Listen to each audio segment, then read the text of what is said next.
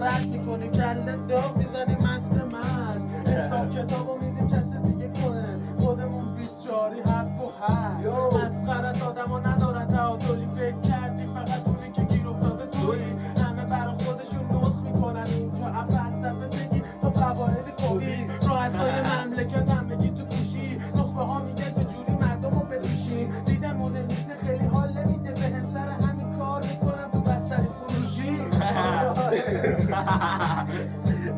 باشه زمستون سرد هنو یه صدایی پشت این سینه هستش که آتیشو داغ میکنه زیر زمین و رفنو کامیل زرباهنگ به این نخواهی سیگار به منو دود میشه کنار پنجره لکان بکن ولی دوباره کلمات میاد که جمله ها میسازن دوباره رپ و زیر زمین رو میخونه که سازن و روی دوتار میزنن زرباهنگ و دوباره فل بدای بازن و کلمه میاد این خونیای چه کار داره میکنه تو زیر زمین های تهران پاس الان دوباره فل بدای رپ میکنم قبترم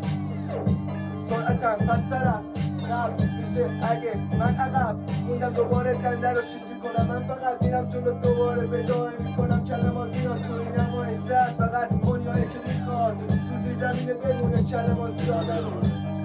هنو کلمات میاد بزن دارو سیم نمیدونم یادشونه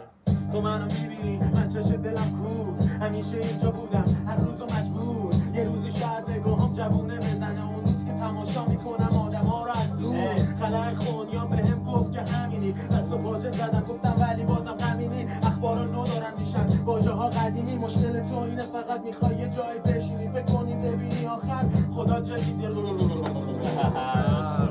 ایوه یو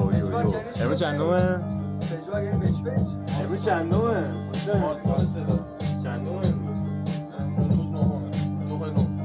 نوهه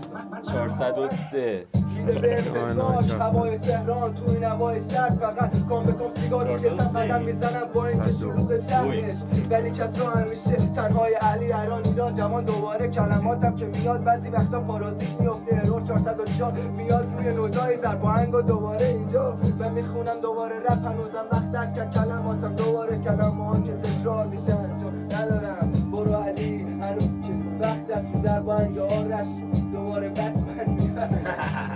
میخونه حتما علی که هست بس که بخونه رپ دوباره گپ کلمات زیاد کردت بیمار میگیم بازی هنوزم خونه تازه میخواد میادش توی رگا میشه و پخش توی این فضا هممون آشا هیچ شدی دیگه نمیدونیم چی کار کنیم همه حرفا رو میزنیم میگیم ایرا کجاست نمیدونیم بازم میریم خب ما به کجا ولی نمیدونم به سینه دیگه نمیده خب کفافم هنوز میگم غلافم بکنیم نداره فایده کلم بذاری شنا میدونی که آیدت میشه خوشبختی یه بدی ها همه حرفا میاد تو هم هنو نشستی با خودت همه شرف میزنی ولی خب منگی نمیدونی چیکار کنی هنو پی بنگ